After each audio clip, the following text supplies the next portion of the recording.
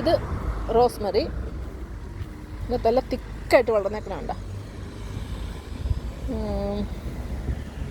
ഇനി പ്രത്യേകിച്ച് കെയറൊന്നും ആവശ്യമില്ല, അങ്ങനെ വളർന്നോളൂ. പക്ഷേ ഒരു കുഴപ്പമുണ്ട്, കാട് പോലെയാകും, വെട്ടി നിർത്തേണ്ടി വരും.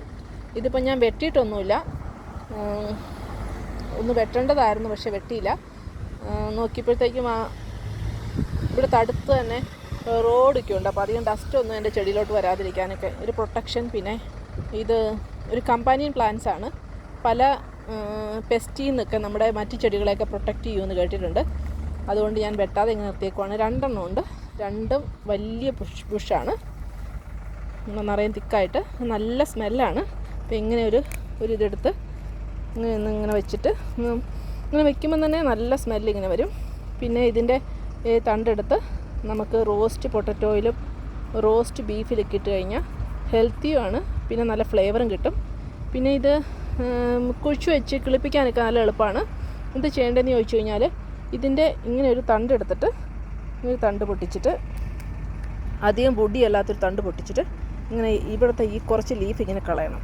ലീഫ് ഇങ്ങനെ കളഞ്ഞിട്ട് ഈ ഒരു ഇത് ഇങ്ങനെ നിലത്ത് കൊണ്ടേ, ഇവിടെ മുമ്പ് ഞാൻ കുഴിച്ച് വെച്ചതുകൊണ്ട് ഇങ്ങനെ കുഴിച്ച് വെച്ച് ഇങ്ങനെ കുത്തി വയ്ക്കും. എന്നിട്ട് ഇവിടെ നിന്ന് ഇത് കിളുത്തോളും. അപ്പം ഇതിനിച്ച് വെള്ളം ഒഴിച്ച് കൊടുക്കണം, അത്രയേ ഉള്ളൂ ഇതിൻ്റെ കെയർ. ഇതിൽ പിന്നെ ഒരു ഫ്ലവർ ഉണ്ടാവും, ഒരു വയലറ്റ് കളർ. ഇതാണ്ട് ഇപ്പോൾ ഒരെണ്ണമുണ്ട്. ഇതിൻ്റെ സീസൺ കഴിഞ്ഞു, ഇത് നിറച്ചും പൂക്കൾ വന്നതാണ്. പൂക്കൾ വന്നു കഴിഞ്ഞാൽ നല്ല രസമാണ്, അതും കൂടി കാണാൻ. അത് ഗ്രീനിൽ വയലറ്റ് പൂക്കൾ.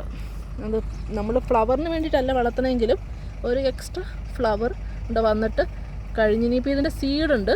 സീഡ് നമുക്കിത് സീഡായിട്ടെടുത്ത് കുഴിച്ച് വയ്ക്കാം. പക്ഷേ ഞാൻ സീഡിൽ നിന്ന് വീണ് കിളുത്തേക്കണേ ഒന്നും ഞാൻ കണ്ടില്ല. അതുകൊണ്ടോ ഈ സീഡുണ്ട്. സീഡിൽ നിന്ന് കിളുത്തിട്ട് ഞാൻ കണ്ടിട്ടില്ല. ഞാനിങ്ങനെ ഇതിൻ്റെ ഇങ്ങനെ ഇത് പറിച്ച് ഇങ്ങനെ കുഴിച്ച് വെച്ചിട്ടാണ് കണ്ടേക്കണേ. ഇതിൻ്റെ ഉണങ്ങി ലീഫ് കടയിലേക്ക് കണ്ടിട്ടുണ്ട്. ഇതിൽ നിന്ന് ലീഫ് ഇങ്ങനെ എടുത്തിട്ട് ഇങ്ങനെ എടുത്ത് ഉണക്കിയും വെക്കാം. ഇത് നല്ലൊരു വീട്ടിൽ വളർത്താൻ നല്ലൊരു പ്ലാന്റാണ്. ഹെൽത്തിയാണ്, കാണാനും ഭംഗിയുണ്ട്. നമുക്കധികം അതിനെ കെയർ ചെയ്ത് നടക്കേണ്ട കാര്യമില്ല. നല്ല രസമില്ലേ കാണാൻ.